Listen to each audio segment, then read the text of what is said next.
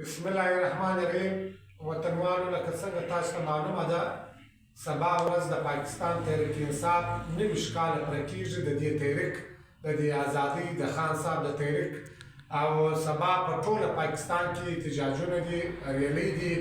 هغه په دا مناسبت دي چې د پاکستان تحریک انصاف کوم ناحقه قیدیان ناست دي یا خان صاحب خپله په جیل کې د 2 کاله په رسولو یا په فلسطین باندې جبریانه کم ظلم روان دي د اسرائیلو د طرفه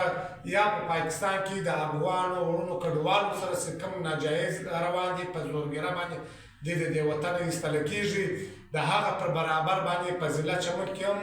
احتجاج دي د ضلعي سکرټریټ سره به سبا ماپښین پر 15 بجې باندې یو احتجاجي ریلی روانېږي انشاءالله پر کالج روډ باندې با هغه زیدر ماسټر پلان پورې برته به پر دې روډ باندې راځي اختتام به کېږي نو د ټولو وطنوالو د ټولو ښاریانو سره